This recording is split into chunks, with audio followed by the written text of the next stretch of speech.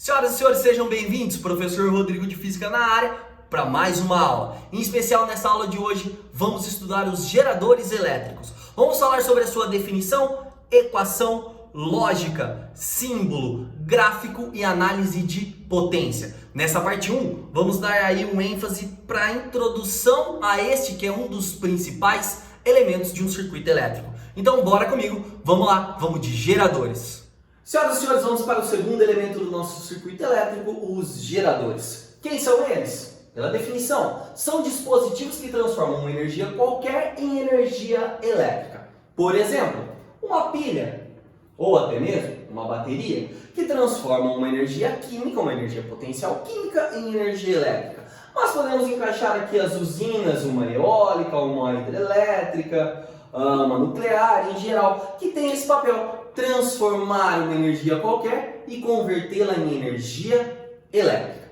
No circuito elétrico, os geradores são os grandes responsáveis pelo início da movimentação dos elétrons, ou seja, eles são os caras que dão o start para que nós tenhamos então uma corrente elétrica. A sua lógica de funcionamento, assim como a lógica de qualquer aí, sei lá, indústria que produz alguma coisa, vai obedecer a seguinte ideia. Os geradores, eles produzem de forma interna uma quantidade total de energia elétrica.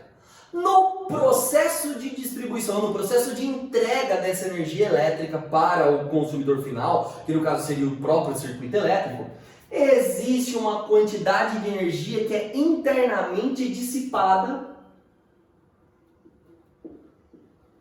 pelo próprio gerador. E assim, o que é realmente destinado ao usuário final, nós chamamos de quantidade de energia útil. Em especial, senhoras e senhores, para nós, nos geradores, teremos a seguinte ideia, que uma DDP total é produzida internamente, então um U total. Dessa DDP total, uma certa quantidade é desperdiçada, ela é dissipada na forma de energia térmica. Então, quando, por exemplo, uma pilha e uma bateria começam a funcionar, é natural que elas esquentem e isso dissipa energia. Então, nós temos uma quantidade de energia, um certo valor de U, dissipada, ok? E por fim, temos lá o U útil sendo entregue. Se a gente fosse falar em números, poderíamos aqui utilizar qualquer exemplo do nosso cotidiano para poder aplicar essa situação. Então, sei lá, vai. Vamos imaginar que eu não estou falando de pilhas, eu estou falando sim de um processo de produção, não sei, de um brigadeiro qualquer aí da vida, certo? Então, no processo de produzir brigadeiros lá na minha casa, eu vou lá então juntar leite condensado, Nescau que é melhor que Toddy, a margarina, a manteiga, misturar tudo aquilo na panela e aí então eu vou ter uma quantidade total de brigadeiros, certo? Vamos imaginar que esse número total é 100.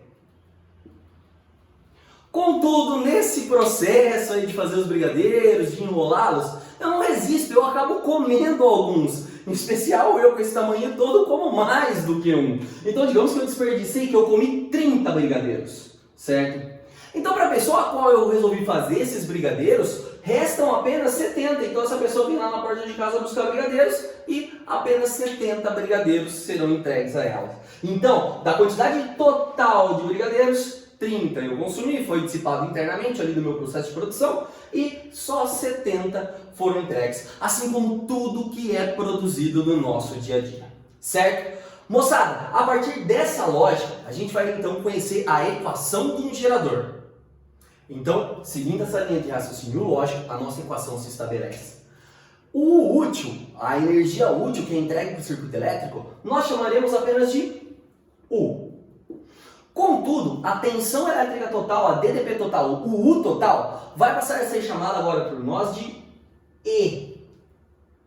E o que é dissipado, a energia dissipada, vai ser calculada por R vezes I. Então, no final da história, o que a gente tem aqui é U igual a U menos U. U útil vai ser apenas U. O U total passa a ser conhecido como esse E. Esse E é meio diferente aqui. Na realidade, esse E ele passa também a mudar de nome. Então, enquanto isso aqui é conhecido como tensão total ou como tensão útil ou DDP útil, Esse cara na equação para nós do gerador, ele é conhecido como força eletromotriz, o que é a mesma coisa do que um mu total, ok? Não muda nada. Esse nome força eletromotriz vem da ideia de que a partir de um gerador, a partir de uma pilha, de uma bateria, a gente consegue iniciar um processo de movimentação, por exemplo, em um motor, ok? E o final da história, R vezes I, acaba sendo justamente a nossa primeira lei de Ohm, né? U igual a R vezes I. Então essa daqui é a nossa DDP dissipada, desperdiçada no processo de produção do gerador. Moçada, então essa equação aqui acaba sendo considerada a equação do gerador. Assim como o elemento resistor tinha sua própria equação, que era a primeira lei de Ohm, vamos escrever ela aqui, ó, URI, só para lembrar. Agora, o nosso gerador também tem a sua própria equação. Além de possuir uma lógica e uma equação, o gerador tem um símbolo. Vamos dar uma olhadinha nele. Então, o símbolo do gerador ele é constituído das seguintes partes. Nós temos aqui duas barrinhas, uma maior e uma menor, paralelas, sendo essa maior representando o maior potencial e a menor representando o menor potencial, certo? E na sequência, nós temos ali um resistor sendo desenhado. Esse resistor, na verdade, ele não está lá dentro do gerador de fato. Eu não tenho um elemento resistor. Na verdade, esse símbolo vem representar a resistência interna que existe dentro dos geradores. Como a gente viu, por exemplo, se isso aqui vier a ser uma pilha, nós sabemos que no ato de produzir energia, essa pilha produz uma quantidade de energia E, que é uma DDP total. Mas a passagem de corrente elétrica, devido aí a essa energia E, gera um aquecimento, gera um desgaste. Então, essa corrente elétrica gerando esse aquecimento, gerando esse desgaste, faz com que ocorra uma certa perda de energia, que é o tal do R vezes I. E, portanto, aqui nos extremos da pilha, o que sai de fato dela é o nosso valor de U. Então, senhoras e senhores, aqui mais uma vez a equação aparece. O E, que está ali fora, vai gastar R vezes I e vai entregar para a gente um certo valor U. Portanto, o símbolo do gerador ele pode ser resumido apenas a essa representação aqui, ó. Mas se a gente fizer o desenho da pilha, etc., a estrutura toda em volta, fica bem fácil de você se lembrar. E atenção, muita atenção nesse ponto. Dentro de um gerador, a corrente elétrica sempre segue essa ordem, dessa direção. Vai da menor perninha para a maior perninha, certo?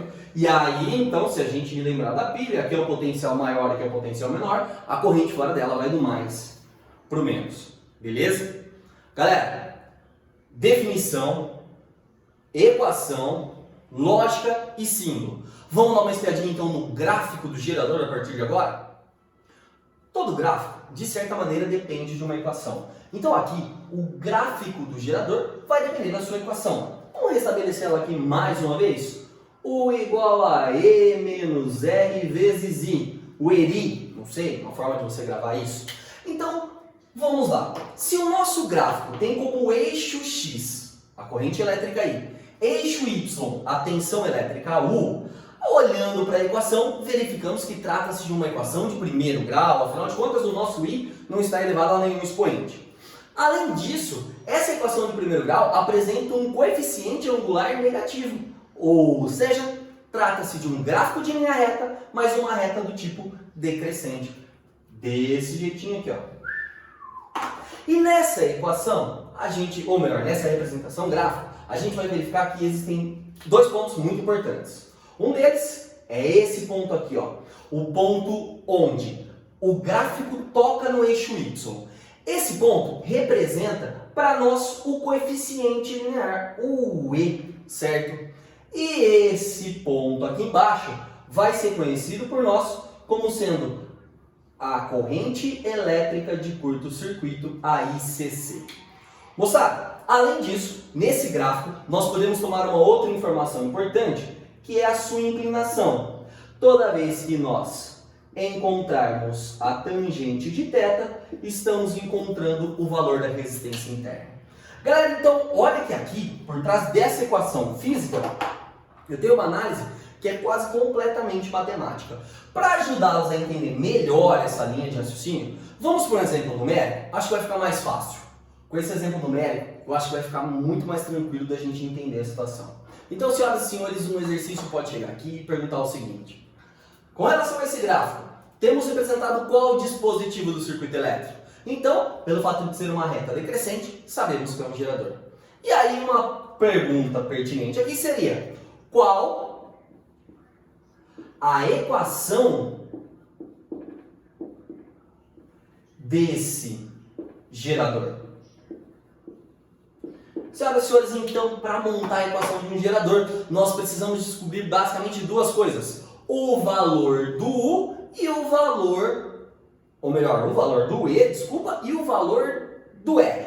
Então, para se descobrir a equação, nós precisamos pegar ali a nossa equaçãozinha geral e encontrar dessa equação o valor do E e o valor do R. Então fica fácil. Valor do E é o ponto onde bate no eixo Y. Então, para nós, vai ser 100.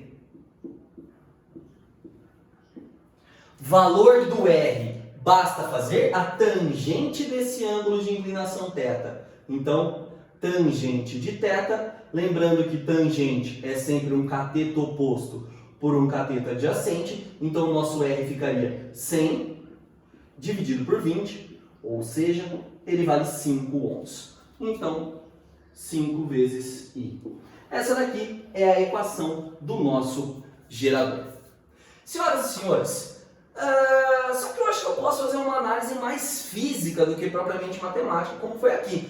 Mesmo o exercício tendo sido encerrado, vamos explorar um pouquinho mais isso? Então vem cá, você está lembrado daquele exemplo de brigadeiros que eu dei agora há pouco? Então, olha como é que ele se enquadra. Moçada, lembra que eu disse? Eu produzi 100 brigadeiros, certo? Digamos então que esses 100 brigadeiros, eu tenho eles produzidos como sendo aí a minha quantidade total.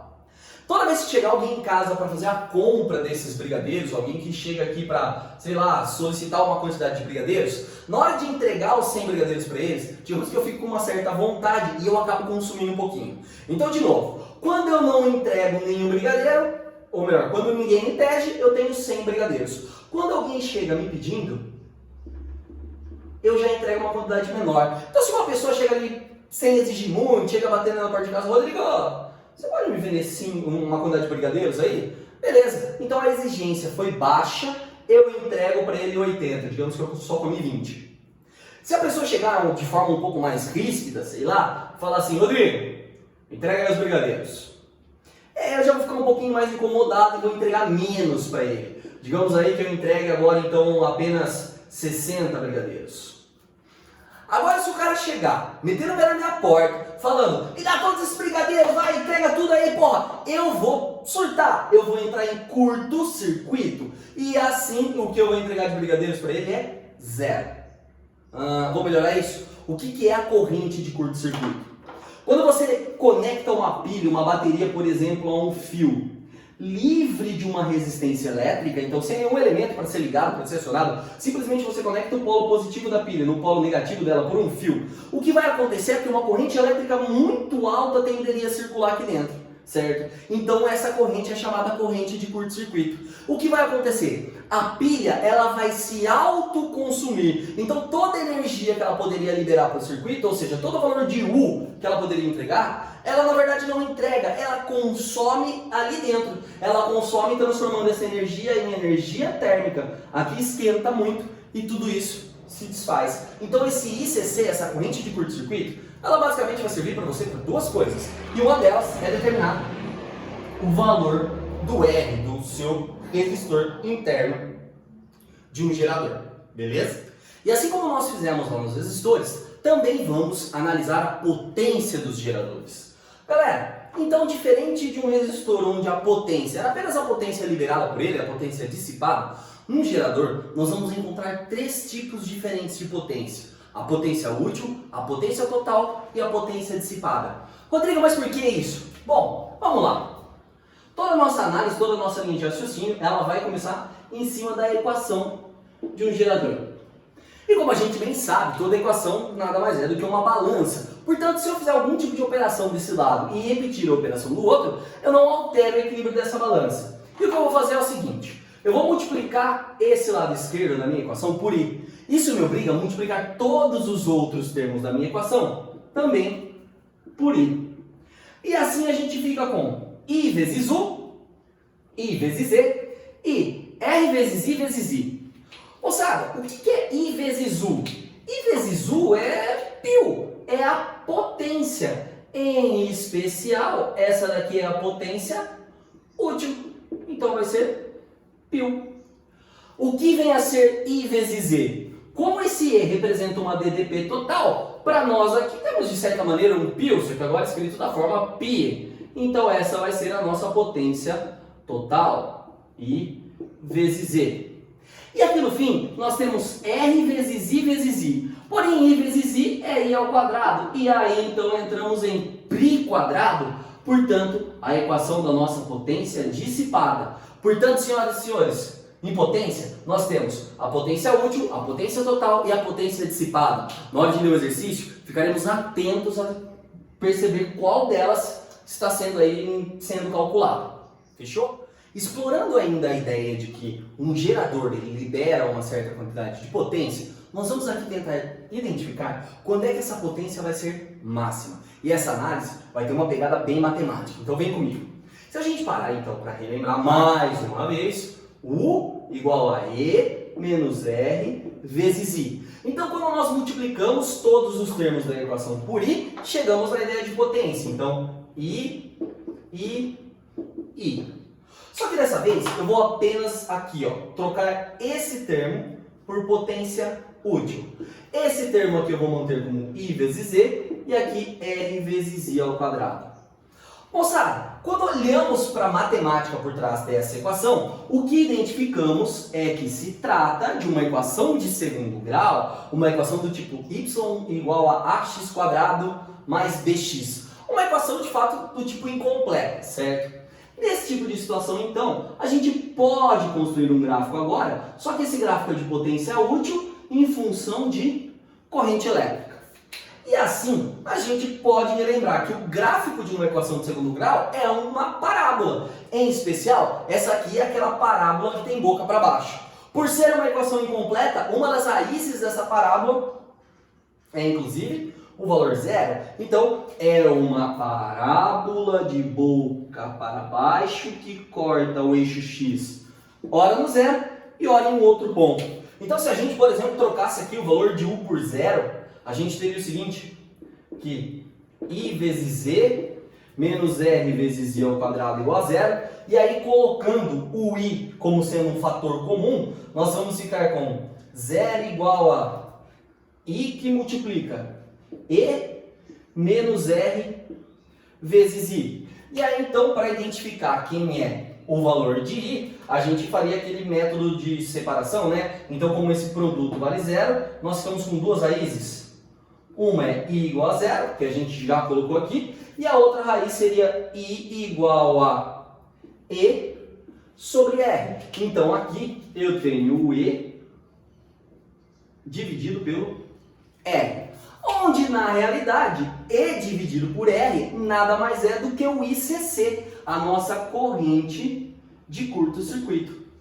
Senhoras e senhores, então, matamos a charada. Se eu quero identificar a potência máxima, eu quero identificar o ponto máximo dessa parábola. E o ponto máximo dessa parábola, ele estaria identificado exatamente na metade aqui desse gráfico. Então, o y vértice se localiza junto com o x vértice. Então, a potência máxima acontece quando a corrente elétrica for exatamente a metade da corrente de curto-circuito.